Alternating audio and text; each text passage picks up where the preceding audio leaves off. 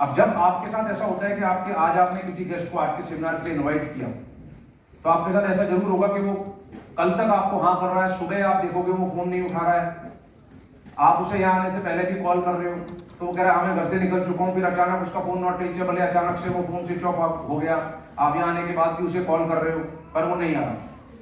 अब आप यहाँ से फ्री हो जाओगे, शाम को आप जब जाओगे तो आप देखोगे वो कॉल उठा लेगा, फिर वो आपको बोलेगा अरे मैं निकल पड़ा था, कोई जरूरी काम आ गया इसलिए रह गया, नहीं आ पाया, गड़बड़ हो गई, कुछ ना कुछ वो बोले।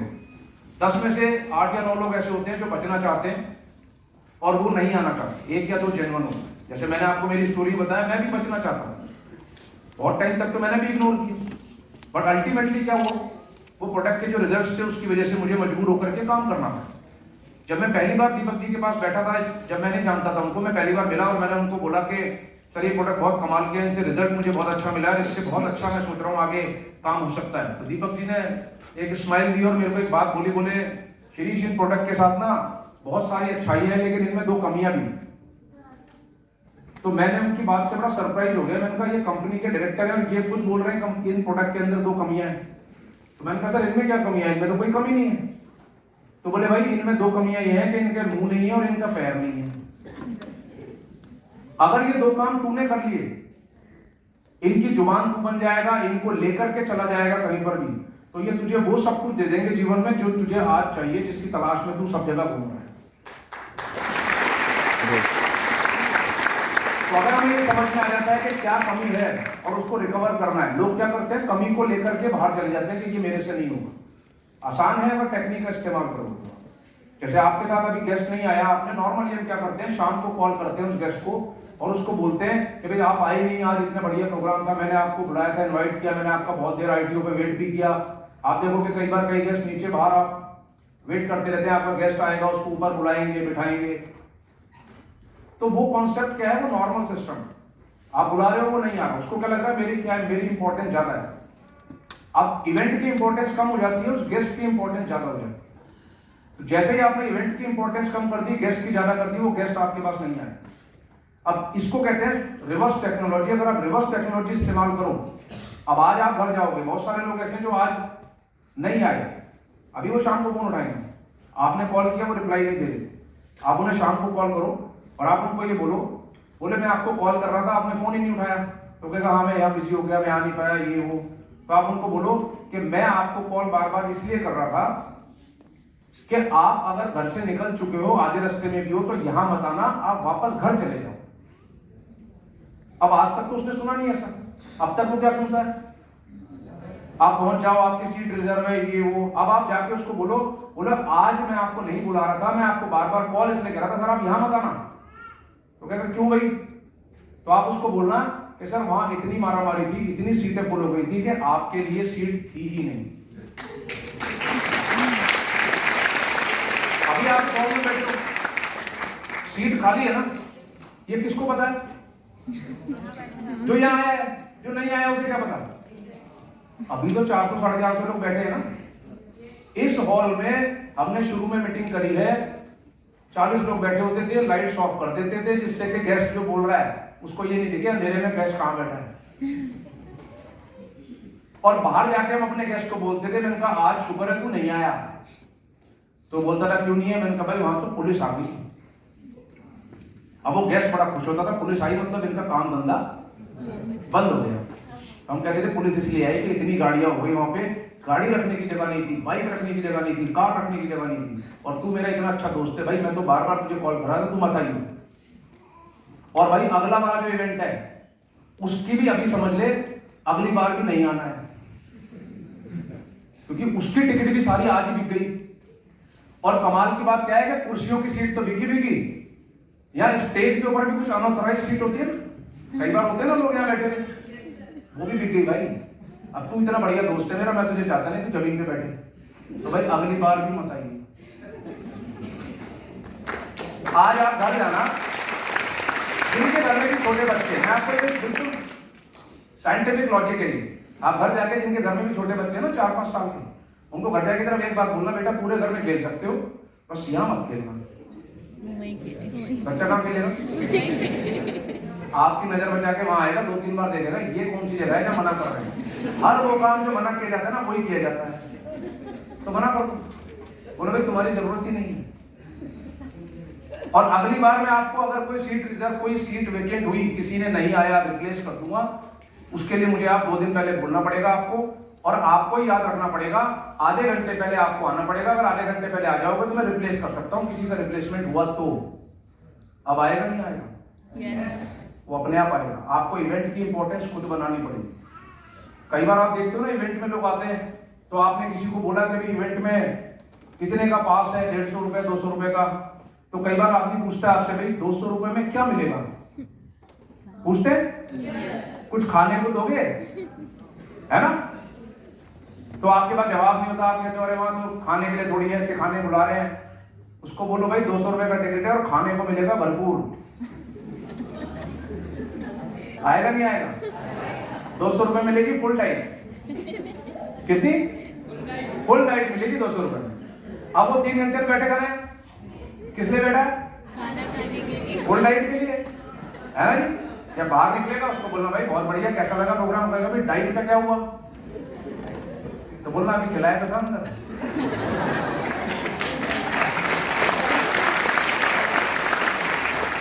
आप पूरी जिंदगी खाना खाते हो पेट भरने के लिए, दिमाग को खुराक कहां देते हो? जब आप दिमाग को खुराक नहीं देते, पता क्या होता है? जीवन भर आप परेशान रहते हैं। आज हमने 200 रुपए में दी खुराक, किसको? दिमाग को। जब दिमाग को खुराक दे दी तो पेट की भूख तो शांत हो जाएगी कहीं से, उसके लिए कहीं भटकना नहीं पड़ेगा। तो जिसको बुलाना है बोलो कि पेट पूरी की पूरी खुराक मिलेगी, पूरा भोजन मिलेगा। एक होटल है दौलतपुर के ऊपर, मौर्या, आप कभी वहां से निकलना, 2 होटल एक साथ हैं, ताज और मौर्या। तो वहां उस मौर्या होटल के अंदर एक दाल मिलती है, दाल बुखारा, और बड़ी फेमस है। मतलब फेमस रहती है कि रिजर्वेशन कराना पड़ता है बुकिंग दाल के लिए, क्योंकि उसका कोई प्रोसेस है, 12 घंटे 15 घंटे वो उसको बनाते हैं किसी प्रोसेस के जरिए, नेचुरल तरीके से। तो मेरे एक दोस्त है आगरा में रहता है, वो एक बार यहाँ आया था, उसकी कोई कॉन्फ्रेंस थी, वहां उसने खाया, तो वो मेरे साथ बैठा हुआ था। उसने कहा भाई शिरीष कभी यहाँ से निकले तो वो दाल बुखारा जरूर खाइए। अब वो बोल के चला गया। मैं एक बार वहां से निकल रहा था, थोड़ा टाइम था, मैंने कहा चलो ट्राई मारते हैं, ये बोल रहा है तो मैं और मेरे साथ में एक फ्रेंड और था, हम दोनों गए अंदर। तो हमने कहा भी वो दाल बुखारा इस रेस्टोरेंट में मिलती है ना? उसने कहा इंडियन रेस्टोरेंट है, इंडियन कुजीन में, वहां चले जाओ। तो वहां गए तो उसने बोला सर आपका रिजर्वेशन है? मैंने कहा भाई रिजर्वेशन तो नहीं है।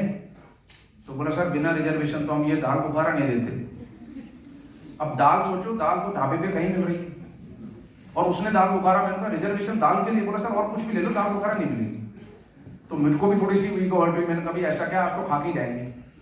तो मैंने कहा मैं तो बहुत दूर से आया हूँ, किसी आगरा वाले दोस्त ने बोला था, ऐसे ऐसे बोला मैंने उसको। तो कह रहा सर देखो एक ही कंडीशन हो सकती है कि अगर किसी गेस्ट का कैंसिलेशन हुआ तो मैं आपको कर दूंगा, 2 लोग अगर आपको नंबर नोट करा जाओ, आधे 1 घंटे बाद उसका टाइम है, अगर मैं आपको कॉल कर दूंगा, तब तक आपको जहां जाना है चले जाओ। तो हम होटल में घूमते रहे सब जगह, बहुत बड़ी प्रॉपर्टी है। आधे घंटे बाद उसका कॉल आया, बोले सर आप 2 लोग हो? मैंने कहा बोले आ जाओ। तो हम वहां चले गए। जब हम वहां बैठे जाके, मैंने कहा दाल बुखारा दे दो, उसके साथ एक फैमिली नाम मिलता है इतना बड़ा। तो वो नाम ले आया, 2 फ्रेंड, मतलब मेरे साथ एक दोस्त था, तो बैठे इतनी सी दाल आई, इतना सा पोर्शन। तो उसने मेरे फ्रेंड ने बोला बोले यार दाल भी मंगाई, इतनी देर में मंगाई, 1 घंटे में दाल मिली है, वो भी इतनी सी मंगाई है तूने, दाल तो ढंग से मंगा लेता। तो मैंने वेटर को बोला, मैंने कहा भाई दाल एक और लगा दो, वो एक और दाल ले आया। अब मेरा दोस्त बोला भाई एक बात था कि दाल है कितने की? मैंने कहा ये तो पूछा ही नहीं, दाल कितने की है? तो बोला पूछ तो ले। तो उसने वेटर को बुलाया, बोला भाई दाल बुखारा है कितने की? तो उसने कहा सर ये जो एक पोर्शन दिया ये 950 रुपए प्लस टैक्सेस। अब तब तक ना वो नान तोड़ चुका था। अब वो नान उसका दाल में ना जाए, आप ऐसे काम कर। कह रहा यार तू एक ही मंगा लेता, 2 की क्या जरूरत? मैंने कहा तूने क्यों कहा था 2 मंगानी है? तो मैंने 2 मंगा ली। पर आज के समय में प्राइस टैग नहीं है लाइफ में, तो मैंने प्राइस नहीं पूछी। एक जमाने में प्राइस टैग होता था, तो मैं थोड़ी आता था यहाँ पे पूछने के लिए। और वो जो 200 रुपए का टिकट लेता था, वो जो सेमिनार में आता था बार बार, उससे क्या हुआ, वो जो मेन्यू कार्ड में राइट साइड में रेट लिखी होती है, अब वो देखनी नहीं पड़ती। कितना बिल बना लेगा? 5,000, 10,000, 15,000, इससे ज्यादा नहीं बनेगा ना। किसी भी होटल में चले जाओ, इससे ज्यादा नहीं बन सकता। तो राइट साइड देखते ही। और नॉर्मल आदमी क्या करता है, जो सिर्फ पेट की भूख शांत करता रहता है, दिमाग को खुराक देता नहीं है, वो जब किसी होटल में चला जाता है एनिवर्सरी मनाने, कुछ करने, और वहां देखता है कि देखो ये दाल है 250 रुपए की, तो कहता है वो ऐसी सब्जी मांगता है होटल में जो मेन्यू कार्ड में है नहीं। फिर वो ये बोलता है, बोला जी इस होटल का खाना अच्छा नहीं है, यहाँ की बड़ा रेटिंग में बड़ी बेकार है। रेटिंग बेकार नहीं है जी, आपकी जेब अलाउ नहीं कर रही। अब जेब अलाउ कर क्यों नहीं रही? क्योंकि आपने ऐसा कोई काम किया ही नहीं कि आपकी जेब ऐसी हो जाए, पॉकेट ऐसी हो जाए। तो कोई भी बोलता है, बोला जी टिकट, बोला जी बिल्कुल खुराक मिलेगी पूरी, घबराने की जरूरत क्या है? आप जो खुराक दे रहे हो वो कोई दे सकता है क्या बाहर? तो जो आप दे रहे हो उसको आराम से दो, कॉन्फिडेंस से दो कि जी पूरा भोजन मिलेगा और इतना मिलेगा कि संभाला भी नहीं जाएगा तुमसे। तो हमेशा टेक्निक का गेम है। आप किसी को बुला रहे हो तो आप उसको ये बोल के बुलाओ, बोले भाई सीट नहीं है, हाउसफुल है भाई। और आज के समय में बहुत मुश्किल है बुलाना, क्योंकि वहां ऑलरेडी रिजर्वेशन हो जाते हैं, ऑलरेडी इवेंट सोल्ड आउट है। आप बोलना तो शुरू करो। आप बोलना शुरू करोगे तो क्या होगा? इवेंट सोल्ड आउट होता चला जाएगा। ऐसी बहुत सारी गाड़ियां हैं जो कस्टमाइज्ड हैं। जब उनके शोरूम में कस्टमर जाता है तो उनको बोलते हैं सर ऑन ऑर्डर आती है, ऑन ऑर्डर, और साल में सिर्फ 10 ही आती हैं, आती 50 होंगी, पर कस्टमर को क्या बोलते हैं सर 10 आती है साल में। तो कस्टमर के दिमाग में क्या बैठता है कि 10 आ रही है, इसका मतलब मैं उन 10 कस्टमर्स में से हूं जो इस गाड़ी को चला रहा हूं। कहता जी मेरी बुकिंग कर दो पहले। तो बुकिंग कैसे होगी? जब आप अपने काम को एक्सक्लूसिव बनाओगे, इंपॉर्टेंट बनाओगे। आप इंपॉर्टेंट नहीं बनाओगे, कोई और इंपॉर्टेंट बनाने नहीं आएगा। तो आज जब घर जाओ तो बोलना भाई बहुत अच्छा हुआ जो आज तू नहीं आया, अगर आज आ जाता तो भाई 3 घंटे बाहर ही रहता। और ऐसा हुआ भी है यहाँ पे। एक बार अगर आप में से किसी को ध्यान हो तो एक बार सिद्धार्थ जी ने अनाउंस कर दिया था कि एक सीएनटी मैं करूंगा यहाँ पे। तो सीएनटी के लिए 5000 लोग आ गए पैरेलल भवन में। Yes sir. और पुलिस आ गई। Yes sir. आप आए थे कुछ? Yes sir, yes sir. और सिद्धार्थ जी जिन्होंने अनाउंस किया सीएनटी करनी है वो घुस नहीं पाए अंदर, वो बाहर के बाहर वापस चले गए। पुलिस आ गई। अब सोचो हम क्या बोलते थे, हम बार बार हॉल बनने के लिए क्या बोला करते थे, भाई अच्छा हुआ तू नहीं आया, पुलिस को बुला लिया गया, पुलिस ने गाड़ियां हटाई। अभी हालत देखो ना बाहर क्या। पहले यहाँ 2 व्हीलर आया करते थे, अब जो 2 व्हीलर पे आया करते थे वो सारे लोग आज क्या चला रहे हैं? गाड़ियां। अभी मैं सुबह 10 बजे पहुंचा, मेरी गाड़ी को लगने की जगह नहीं, बड़ी मुश्किल से लगी।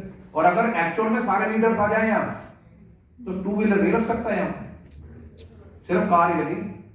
और कई बार हमारे साथ ऐसा हुआ है कि यहाँ सेमिनार होती थी, जो बाहर का दरवाजा बंद कर देता था, 5 मिनट भी लेट हो गए, बोले अंदर जगह नहीं थी, गाड़ी यहाँ मत लगाओ। पर ये संभव कैसे हुआ? जब आप हाउसफुल हाउसफुल बोलना शुरू करोगे तब संभव होगा। इंपॉर्टेंस आपको बनानी पड़ेगी। तो जितनी आप इंपॉर्टेंस बनाओगे उतना ये बिजनेस आपके लिए स्मूथ होता चला जाएगा। ये हुआ जी।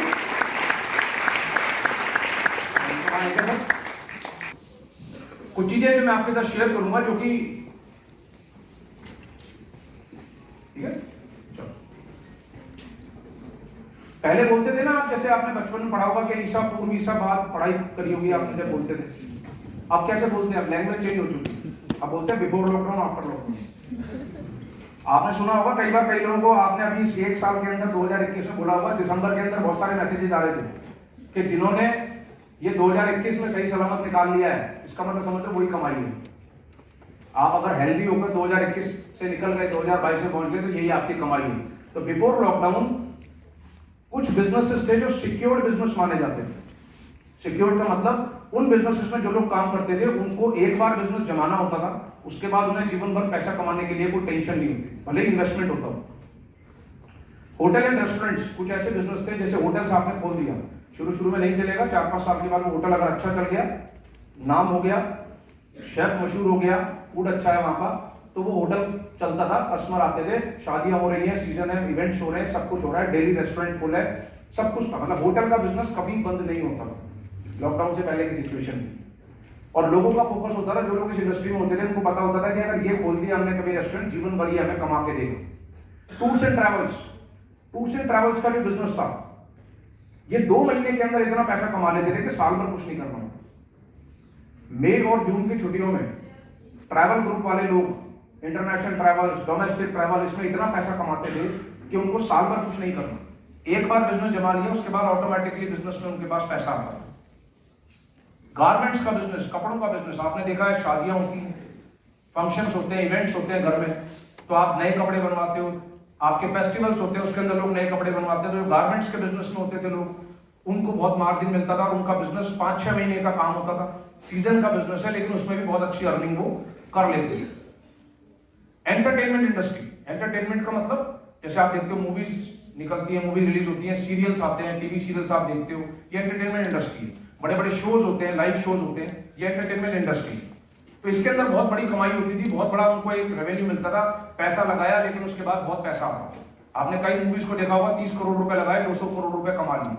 अब वो 200 करोड़ रुपए कहां से कमाए? आपने और हमने मूवी देखी, अच्छी लगी, रेकमेंड करी, रेवेन्यू जनरेट हुआ, और वो रेवेन्यू जो आया उससे उनको बहुत प्रॉफिट होता था, कई गुना मार्जिन। अभी कई फिल्म स्टार्स ऐसे हैं जो कि आज के समय में फीस नहीं लेते, उन्होंने फीस मना कर दिया मूवी की लेने से, अब वो लेते हैं राइट्स। अब वो कहते हैं मूवी हिट होने के बाद में हम इसमें परसेंटेज ले लें। अब फीस मिलती 5 करोड़ रुपए, मूवी हिट हुई, उसमें से उन्होंने कहा 40% हमें दे देना। अब 500 करोड़ की मूवी थी, 200 करोड़ रुपए ले लिए। तो इस तरह से वहां बहुत प्रॉफिट होता था एंटरटेनमेंट इंडस्ट्री के अंदर। ये लॉकडाउन से पहले सिक्योर बिजनेस माने जाते थे। डेकोरेशन और इवेंट, डेकोरेशन यानी कोई भी मैरिज हो रही है, कोई भी इवेंट हो रहा है तो उसको डेकोरेशन होता है। आप देखोगे मैरिज फंक्शन हो रहा है, उसमें फ्लावर डेकोरेशन वाला आ रहा है, लाइटिंग वाला आ रहा है, टेंट वाला आ रहा है। इन सब का काम क्या होता था कि जब भी कभी वो प्रोग्राम होगा, उनको पता है कि 5-6 महीने बिजनेस चलेगा, बाकी टाइम नहीं चलेगा, लेकिन उसमें वो इतना अच्छा पैसा अर्न कर लेते थे। अगर आप देखोगे जब कभी शादियां बहुत होती हैं तो 1 साल पहले बुकिंग हो जाती है। 1 साल पहले टेंट वाला, हलवाई, होटल, ये सब बुक कर लेते हो आप, क्योंकि पता है ये डेट में शादियां बहुत हैं। अगर करंट में बुक करेंगे तो हमें अपना अच्छा होटल नहीं मिलेगा, अच्छा टेंट वाला नहीं मिलेगा। तो लोग पहले से अरेंज करके रखते थे और उनका बिजनेस सिक्योर होता था कि इन्वेस्ट कर दिया बहुत, लेकिन अब उसी से पैसा कमा रहे और इतनी अच्छी अर्निंग उनकी होती है। जैसे अगर आप फ्लावर्स वालों को देखो तो शादियों में जो फ्लावर्स लगते हैं, नॉर्मल शादी में भी 1.5 से 2 लाख रुपए का एक फ्लावर डेकोरेशन वाले का बजट होता है, स्टेज का और सब जगह का वो करना। और अगर वो शुरू छोटे से कर रहा है लेकिन बड़े लेवल पर आते आते उसका बहुत अच्छा सेटअप हो जाता है। तो ये बिजनेस सिक्योर बिजनेस माने जाते हैं। इसी तरीके से स्कूल्स के बिजनेस अगर आप देखो तो स्कूल भी एक बिजनेस है आज के समय में। आज हम प्राइवेट स्कूल में पढ़ाना पसंद करते हैं तो उसके अपने चार्जेस हैं, अलग से फीस, उसके हिसाब से पैसा लगता है उसके अंदर, तो वो भी एक सिक्योर बिजनेस माना जाता है। और job related to this business were called secure job. ऐसे बिजनेसेस से रिलेटेड जो लोग नौकरियां करते हैं वो भी जॉब सिक्योर मानी जाती है। अगर किसी ने होटल में ज्वाइन कर लिया, चाहे वो वेटर ही है, मैनेजर है, कुछ भी है, बार में लगा हुआ है, फ्रंट ऑफिस पर है, उसको पता है नौकरी से निकालेंगे दूसरे होटल में नौकरी मिल जाएगी, क्योंकि एक जगह से निकाला दूसरी जगह नौकरी तैयार है, वो खाली नहीं बैठेगा। तो इन बिजनेस से रिलेटेड लोग जो नौकरियां करते थे उनकी नौकरी भी सिक्योर्ड यानी सेफ होती थी। तो जब भी कभी इससे पहले, लॉकडाउन से पहले आप किसी के पास जाते थे तो लोग 2 तरह के सवाल आपसे करते थे या 2 तरह की बातें बोलते थे। एक, मेरे पास टाइम नहीं है क्योंकि मैं अपनी जॉब में इतना बिजी हूं। दूसरा, मेरे को जरूरत नहीं क्योंकि मेरे पास एक अच्छी नौकरी है, कोई बात नहीं, आप अपना काम करो। तो रिजेक्शन के ज्यादा चीजें आपके पास आती थी। आप 10 लोगों को बोलते थे, रिजेक्शन ज्यादा आता कि लोग आपकी बात अंडरस्टैंड नहीं करना चाहते थे क्योंकि वो सिक्योर्ड काम में लगे हुए थे, उनको पता है नौकरी छूटेगी तो दूसरी मिल जाएगी। लेकिन आफ्टर लॉकडाउन आपने देखा था मार्च 2020 में लॉकडाउन लगा, उससे पहले तो कुछ नहीं था, पर 2020 मार्च में लॉकडाउन लगने के बाद अभी फैब 2022 चल रहा है, अब तक सिचुएशन नॉर्मल नहीं है। और अब तक वो जो बिजनेसेस थे इनमें कोई भी सिक्योरिटी नहीं रही। बड़े बड़े होटल्स, अभी 4 महीने पहले हयात होटल जो कि बॉम्बे के अंदर है, उसने इमीडिएटली 1 महीने पहले लॉकडाउन अपना बंद कर दिया। होटल 3 ओनर है, उन्होंने मना कर दिया कि अब हम होटल रन नहीं कर सकते क्योंकि हमारे पास इतना फंड नहीं है, हम स्टाफ को सैलरी नहीं दे सकते क्योंकि गेस्ट नहीं आ रहा, लॉकडाउन है, गेस्ट नहीं आ रहा, तो हमारे पास पैसा कहां से आएगा।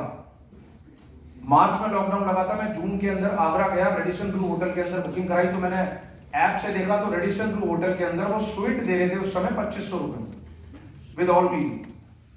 तो मैं बड़ा सरप्राइज हुआ, मैंने कहा विद ऑल मील स्वीट कैसे मिल सकता है होटल में। पर चलो कहीं जाना था, 1 दिन के लिए चले गए, वहां गए तो पूरे होटल में सन्नाटा, गेस्ट नहीं है। 4-5 रूम थे जो जहां गेस्ट आए हुए थे, लोगों में डर था, लोग निकल नहीं रहे थे बाहर, किसी भी पब्लिक प्लेस पर नहीं जा रहे थे। तो जब हमारी लॉबी के अंदर जहां हमने रूम ले रखा था तो रात को हमने देखा 2-4 लाइट जल रही है, बाकी पूरी लॉबी में लाइट ऑफ। तो मैंने रिसेप्शन में पूछा, मैंने कहा आपने लाइट सारी बंद कर रखी? बोले सर ऑन तो है। तो मैंने कहा लाइट तो ऑफ है। बोले नहीं सर आपके रूम के बाहर की ऑन है ना। मैंने कहा भाई बाकी लॉबी? बोला सर जिस रूम में गेस्ट रुका हुआ है हमारे पास इंस्ट्रक्शंस है उस रूम की आगे की लाइट जला दो। 6 लाख रुपए महीने का इलेक्ट्रिसिटी का बिल है जो हम पे नहीं कर सकते क्योंकि हमारे पास क्लाइंट नहीं है। अब इतना बड़ा होटल रेडिसन ब्लू है जो ये बात कह रहा है, तो मैंने कहा आपने तो इतना सस्ता बोल ये होटल दे दिया, स्वीट दे दिया। बोले सर खाली रहने से तो बढ़िया है, कुछ तो आएगा। ये हाल इतने बड़े बड़े होटल्स का हुआ वो इस वजह से क्योंकि आफ्टर लॉकडाउन कोई सिक्योरिटी नहीं बची, बड़े बड़े बिजनेस के शटडाउन हो गए। आप किसी भी आप देखोगे ऐसे ऐसे मॉल्स जहां पर कि लोगों ने शॉप्स ले रखी थी, वहां पर 1 लाख 2 लाख 3 लाख रुपए रेंट पे करना है। अब बंद शॉप का अगर आपको रेंट पे करना है कब तक दे लोगे? 4 महीने दे लोगे, 6 महीने कर लोगे, उसके बाद क्या करोगे? आपने रेस्टोरेंट खोल रखा था, आपको स्टाफ की सैलरी देनी है, शेफ को पैसा देना है, क्योंकि अगर वो कुक को पैसा नहीं दिया, उसको सैलरी पे नहीं रखा, तो वो रेस्टोरेंट नहीं चलेगा। एक अच्छा रेस्टोरेंट तब चलता है जब अच्छा शेफ होता है, फूड अच्छा होता है। तो अच्छे अच्छे होटल्स, अच्छे अच्छे बिजनेस खत्म हो गए। मैं जब थाईलैंड गया तो मैंने एक ट्रैवल ऑपरेटर से मेरा पर्सनल ट्रिप कराया था, तो उसने मुझे बहुत अच्छी डील के ऊपर 10-12 दिन के लिए थाईलैंड भेजा, और उसका इतना बड़ा बिजनेस है अपना कि उसके पास में करीबन 15-20 लोगों का स्टाफ था। कनॉट प्लेस के अंदर उसका अपना ऑफिस बहुत बढ़िया वेल सेटल्ड है, 20-25 साल से उसका अपना बिजनेस है वहाँ पे। तो इस बीच में मुझे नहीं पता क्या हुआ, मैं दोबारा उसके साथ नहीं गया, लेकिन इस बीच जब ये लॉकडाउन की सिचुएशन के बाद में मैंने उससे बात की, ऑडी उसके पास में वो मेंटेन करता रहा, ट्रैवल्स का इतना अच्छा बिजनेस था। तो मेरी उससे एक दिन ऐसी व्हाट्सएप पे बात हो रही थी, तो मैंने उसको कॉल किया, मैंने कहा कैसे चल रहा है नेक्स्ट, अब तो काफी कॉस्ट डाउन हो गई होंगी, कब कंट्रीज खुल रही है? तो उसने कहा भैया दुबई का खुलने वाला है, लेकिन अभी दुबई में भी बहुत दिक्कत है, तो अभी तो 1-2 साल पता ही नहीं है। तो मैंने कहा तुम कैसे काम चला रहे हो? तो बोला कुछ नहीं कर रहे, डोमेस्टिक ट्रैवल है नहीं, इंटरनेशनल कोई जा नहीं रहा, तो मैंने सबको स्टाफ को निकाल दिया, मैं घर से काम कर रहा हूँ, थोड़ा बहुत काम आ जाता है तो मैं ले लेता हूँ, बाकी सबको निकाल दिया है, और अभी मकान भी बेचना पड़ा, मैं दूसरी जगह शिफ्ट हो गया हूँ, ऑडी मैंने बेच दी है, अभी मैं छोटी गाड़ी चला रहा हूँ। ये सिर्फ और सिर्फ 2 साल के अंदर, 25 साल वाला बिजनेस 2 साल के अंदर खत्म हो। इतना बड़ा मार्केट जो उसने 25 साल में बनाया है वो खत्म हो गया, वॉश आउट हो गया 2 साल के अंदर। सिचुएशन हमारे कंट्रोल में नहीं, हम कंट्रोल नहीं कर सकते, लेकिन अगर आप किसी ऐसे प्रोफेशन में हो जिसमें आप अकेले काम कर रहे हो, तो आपको कभी भी नोटिस देके बाहर भेजा जा सकता।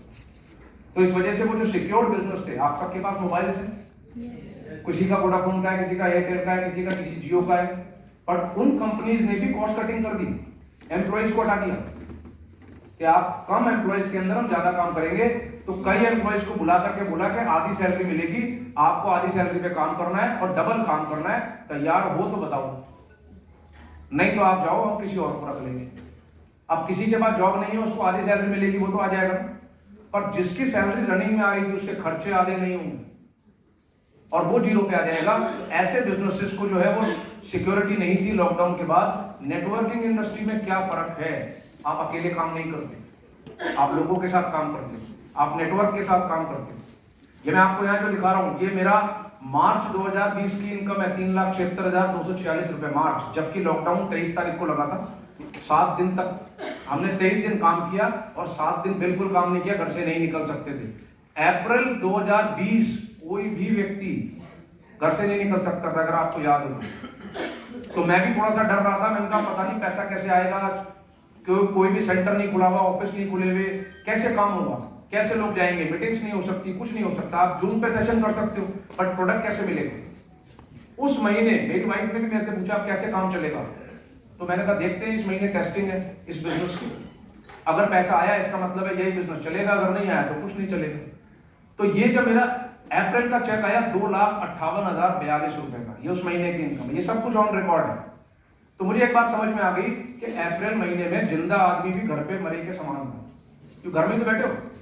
तो अगर अब मैं दुनिया में हूं या नहीं हूं, 2.5 लाख रुपए मेरे घर में आएंगे ही आएंगे। इसका मतलब मैंने 8-10 साल में इतना काम कर दिया कि मेरे परिवार को पीछे से अपना जीवन यापन करने के लिए पैसे की जरूरत नहीं पड़ी। तो ये सोचना बहुत जरूरी है। सीरियसली जब आप सोचोगे तो आंसर मिलेगा।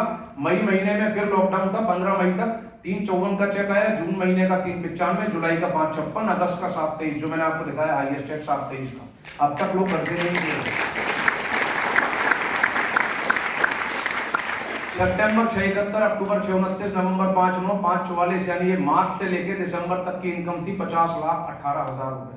और इसी बीच में मैंने जो आपको वीडियो दिखाया, मैंने अपना मकान परचेज किया इसी बीच। मेरे बड़े भाई हैं, वो मेरे को ये बोलते थे जब मैं इस इंडस्ट्री में काम कर रहा था, तो मुझे कहते थे कोई ढंग का काम कर ले, क्या इन कामों में लगा रहता है। वो होटल में नौकरी कर रहे थे, अच्छा रेपुटेड होटल था। तो मैं उनको बोलता था, मैंने कहा आप भी यहाँ जाओ साथ में। बोले ये काम मेरे बस के नहीं है। तो मैंने कहा ठीक है कोई बात नहीं, हर एक का अपना टेस्ट है। अभी इस लॉकडाउन के अंदर उनको 3 महीने की सैलरी दी, उनको बुलाया ऑफिस के अंदर, 3 महीने की एडवांस सैलरी दे दी। बोले 10-12 साल से आप हमारे साथ काम कर रहे थे, 3 महीने की सैलरी दे रहे हैं, अब हम गुड़गांव में जो होटल में थे, बोले हम इसको बंद कर रहे हैं, शटडाउन, आप कहीं नौकरी ज्वाइन कर लो। 25 साल से वो जॉब में थे, यानी होटल लाइन में, 3 महीने की सैलरी देके घर भेज दिया उस समय। अब आप सोचो, अगर आपका कैरियर ही जीरो हो गया, अब आप जॉब लेने जा रहे हो, तो हर होटल बोल रहा है कि 25% स्टाफ में हम काम चला रहे हैं, तुम्हारी जरूरत ही नहीं, जब हमारे क्लाइंट ही नहीं है, हम क्यों रखेंगे सैलरी? तो नई नौकरी नहीं मिली, नई नौकरी में जा नहीं सकते आप। तब जाके उन्हें समझ में आया कि ये काम मैं क्यों कर रहा था। आने वाले समय के लिए आपको काम करना पड़ेगा। आज सिचुएशन क्या है? पहले लोग क्या बोलते थे जब आप जाते थे उनके पास में कि इम्यूनिटी ठीक कर लो, तो लोग कहते थे हम तो स्वस्थ हैं, हमें इम्यूनिटी ठीक करने की क्या जरूरत है, बीमार थोड़ी है। जो भी वेस्टीज में आता था वो सबसे पहले किसको ढूंढता था? बीमार लोगों को, और वो डॉक्टर बन जाता था। आज के समय में छोटे बच्चे को भी पता है कि अगर किसी भी वायरस से बचना है तो इंपॉर्टेंट क्या है? इम्यूनिटी। आपको इम्यूनिटी अच्छी रखनी पड़ेगी।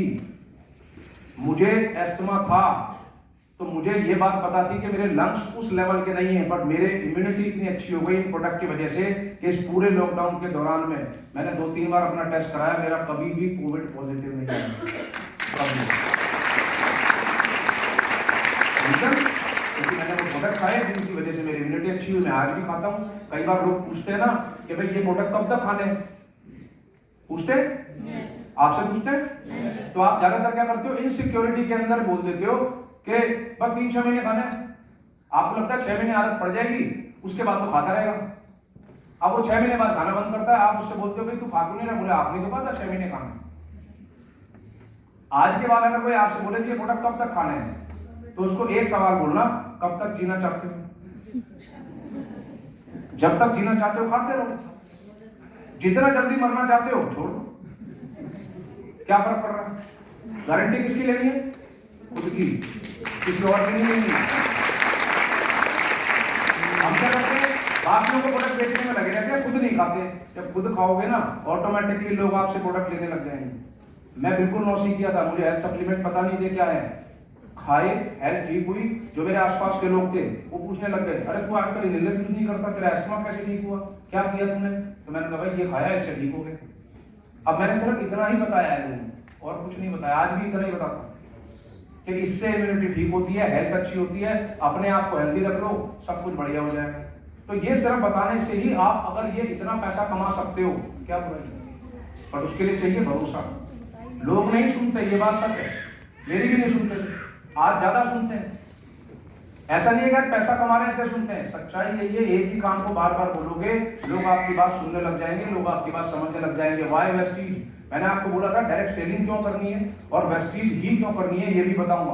Y Vestige, health supplement and grocery both are an essential need. जिस महीने अप्रैल में कंप्लीट लॉकडाउन था, बहुत बड़ी बड़ी कंपनीज ने अपनी क्लोजिंग नहीं करी, पैसा नहीं दिया लोगों को, क्लोजिंग नहीं करी। बोले क्लोजिंग ही नहीं कर रहे, पैसा कैसे आएगा? वेस्टीज ने उस महीने 103 करोड़ का बिजनेस किया। कैसे किया? इनके पास लाइसेंस था प्रोडक्ट को भेजने का एक जगह से दूसरी जगह। ये एसेंशियल नीड के प्रोडक्ट थे। 2004 में गौतम बाली जी ने जब कंपनी खोली तो उन्हें समझ आ गया था आने वाला समय है हेल्थ सप्लीमेंट का। आज लोग नहीं समझ रहे, आज आगे समझेंगे। आज से 5 साल पहले उन्होंने एक और सेगमेंट के अंदर एंट्री करी, ग्रोसरी के अंदर, राशन के अंदर, जिससे लोगों को वो अवेलेबल कराया जाए। तो अब आपके पास दोनों चीजें थी, आपको लाइसेंस मिला, आप अपने प्रोडक्ट को मूवमेंट कर पाए, तो लोग खरीद पाए, उसको कोरियर डिलीवरी मिली। आपने देखा होगा उस समय वेस्टीज ने कहा था 1500 रुपए के प्रोडक्ट के ऊपर फ्री होम डिलीवरी है, जो नॉर्मली 4000 रुपए की होती है। तो वेस्टीज ने अपने हेल्थ फूड के प्रोडक्ट की प्राइस भी उस समय रिड्यूस करी कि आप उनको आराम से खरीद सको। राइस ब्रान ऑयल है, बहुत सारे प्रोडक्ट की प्राइस भी रिड्यूस करी कि आप उस समय पर अर्निंग कम है तो आप इन प्रोडक्ट को ले सकते हो। तो ये जो वाई वेस्टीज का मतलब क्या है कि अगर आप किसी विजनरी मैनेजमेंट के साथ रहते हो, विजनरी कंपनी के साथ रहते हो, आपका फ्यूचर हमेशा सिक्योर रहेगा। आपने कई बार सुना होगा, आपके पास कोई व्यक्ति आया, उसने कहा कि यहाँ से 50-100 किलोमीटर दूर एक जमीन मिल रही है, बहुत सस्ती है, आप उसको परचेज कर लो। आपने कहा नहीं, वो तो जंगल में कौन जाएगा। उन्होंने कहा लेके पटक दो, 10 साल 15 साल बाद उस पर बहुत रेट आएगा, पर आपने नहीं माना। और 20 साल के बाद क्या हुआ, हाईवे आ गया। अब जब हाईवे आया तो उस लैंड की कॉस्ट हो गई करोड़ों में। और अचानक से आप एक दिन किस्सा सुना रहे थे अपने बेटे को, वहां से निकलते हुए, बोले तेरे को पता है ये जमीन ना एक बार मेरे पास आई थी, 10,000 रुपए में एक आदमी बेच रहा था, और 10,000 रुपए में बेचते हुए मैं उसकी बात माना नहीं, और आप देखिए करोड़ों की है। अब बेटा है छोटा, वो आपको कुछ बोल नहीं पा रहा, पर आपने सही बात बोली क्या? आज हम क्या करते हैं, हमारे बच्चे छोटे हैं, हम नेटवर्क मार्केटिंग को रिजेक्ट करते हैं। अरे नहीं, ये मेरे टेस्ट का नहीं है, मुझे बेचना नहीं आता, मुझे खरीदना नहीं आता, मुझे ये नहीं आता, मुझे वो नहीं आता। आप सब कुछ कर सकते हो अगर आप मोबाइल यूज कर रहे हो, आप सब कुछ कर सकते हो। मेरे फादर ने एक बार मेरे को मोबाइल पकड़ाया, बोले यार इसमें से ना मेल कैसे होती है, जरा मेल करिए मोबाइल से। मैंने कहा क्यों, आप तो डॉक्टर हो, आपको सब कुछ आता है? तो बोले नहीं यार सब कुछ कैसे आ सकता है। मैंने कहा क्यों, जिस दिन मैं आपके पास प्लान लेके आया था तो आपने कहा था ये चलने वाली चीज नहीं है, ये तो बिकेगा नहीं, ये होगा नहीं, ऐसा वैसा। मैंने कहा आप हर चीज हर इंसान को नहीं आ सकती, पर हर चीज इंसान सीख सकता है। पैसे किस चीज के? सीखने के। ये लैपटॉप प्रोजेक्टर पहले एक जमाने में इसको कनेक्ट ही नहीं कर पाते। एक मीटिंग हो रही थी, उसके अंदर मैं प्रोजेक्टर लैपटॉप ले गया, पर मेरे को लीड नहीं पता कौन से में लगानी है। अब स्क्रीन पे कुछ आए ना, तो वहां जो होटल में था उसने कहा सर एक बंदा है जो लैपटॉप ये प्रोजेक्टर किराए पे देता है, उसको बुला लूं। मैंने कहा बुला ले भाई। जब वो आया उसने कहा सर लगा दूंगा, 800 रुपए लूंगा। तो मेरे को तो मीटिंग करनी है ना, तो 100 लोग बैठे, तो मैंने कहा भाई कर दे 800 रुपए ले। अब 800 रुपए जैसे ही दिए, उसने पता क्या किया, इधर से लीड निकाली दूसरे में लगा दी, बोले स्क्रीन पे आ गया। मैंने कहा बस इतनी सी बात के 800 रुपए? बोला नहीं सर इतनी सी बात के 800 रुपए नहीं दिए, लीड कौन से उसमें सॉकेट में लगानी थी, इस बात के 800 रुपए नहीं। तो आपको मीटिंग नहीं कर सकते ना, आप मीटिंग कैसे करोगे? तो 800 रुपए किस बात के, कहां लगाना है? तो नेटवर्क मार्केटिंग करनी है, सीखना पड़ेगा। कुछ भी सीख सकते हो, जब और काम सीख सकते हो तो ये भी सीख सकते हो। सिर्फ माइंड में ये अपने डालना पड़ेगा कि ये काम भी आसान है, और कामों की तरह ये भी सीखा जा सकता है। एक बार नेटवर्क बन गया तो लाइफ भी आसान है, और जब लाइफ आसान हो जाएगी सब कुछ इजी हो जाएगा। Who is visionary? विजनरी कौन है? जो ये पहचान लेता है और अंडरस्टैंड कर लेता है रेसिशन प्रूफ बिजनेस। रेसिशन कहते हैं मंदी को, मंदी प्रूफ बिजनेस है, रेसिशन प्रूफ बिजनेस है। इस बिजनेस पे मंदी का असर नहीं पड़ता। रियल एस्टेट का बिजनेस आप देखो पिछले 2 साल में क्या हाल है। जो लोग रियल एस्टेट के प्रोफेशन में थे, प्लॉट बेचना मुश्किल है, प्रॉपर्टी बेचना मुश्किल है, पब्लिक के पास पैसा नहीं है, आप किसको मकान बेचोगे, कहां बेचोगे? आप नई प्रॉपर्टी नहीं बेच सकते। बड़े बड़े बिल्डर्स हैं, नोएडा रहता हूं, बड़े बड़े बिल्डर्स हैं, कंस्ट्रक्शन रोका हुआ है, कंस्ट्रक्शन का पैसा नहीं है, क्योंकि मार्केट से पैसा नहीं आ रहा। तो ये रेसिशन प्रूफ बिजनेस है। इस बिजनेस के अंदर आप जब आते हो, कभी भी लाइफ में मंदी आ जाए, इस बिजनेस पे असर नहीं पड़ेगा। ये रेसिशन प्रूफ बिजनेस है। 3 सवाल जो आपने अपने आप से पूछने, if not Vestige then what? Vestige नहीं तो क्या? ऐसी कौन सी जॉब, ऐसा कौन सा बिजनेस? डॉक्टर का प्रोफेशन भी सेफ नहीं है। अगर डॉक्टर को कुछ हो जाता है, उसकी वाइफ डॉक्टर नहीं है, तो उनको भी पैसा नहीं आएगा, पेशेंट नहीं आएंगे। चार्टर्ड अकाउंटेंट को भी पैसा नहीं आता अगर वो उसको कुछ हो जाता है, क्योंकि आप अकेले काम करते हो। आपके टैलेंट की वैल्यू तब तक है जब तक आप अकेले हो और आप जीवित हो, उसके बाद आपके टैलेंट की कोई वैल्यू नहीं है। If not Vestige then what? Vestige नहीं तो क्या? Not now then when? अब नहीं तो कब? 2 साल ऑलरेडी आप देख चुके हो। 2 साल में दुनिया ने सब कुछ देख लिया। अभी आप में से कुछ लोग हॉल में मास्क लगाए बैठे हैं, बैठे। 2 साल पहले सोचो कोई ऐसे मास्क लगाए बैठा होता था तो उसको क्या बोलते थे? क्या बोलते थे? बोले ये जो बस अपना खाली जीवन बचाना चाह रहा है, बाकी तो बेवकूफ है। अभी क्या है, यहां नहीं लगाए कोई बात नहीं, बाहर बिना लगाए जाओ, एक बार पर्ची कटेगी तो दोबारा सोते हुए भी मास्क लगाओ, है ना चालान? तो कैसे है? आप अगर आज नहीं सोचोगे तो कब सोचोगे? आपको पता है लाइफ चेंज हो चुकी, दुनिया चेंज हो गई, आपको बदलना पड़ेगा। आप नहीं बदलोगे आप पीछे रह जाओगे, समय के साथ आपको चलना पड़ेगा। Not now then when, not me then who? मैं नहीं तो कौन? मेरी जगह कोई और काम नहीं कर सकता, मेरी जगह मेरे परिवार को कोई और नहीं देख सकता, मुझे देखना पड़ेगा। मैंने आपको भी वीडियो दिखाया है, अभी इसमें सारे फैमिली वाले बहुत खुश लग रहे हैं, सब अच्छे हैं, खुश है, हैप्पी है, सब कुछ है। ये खुश क्यों है?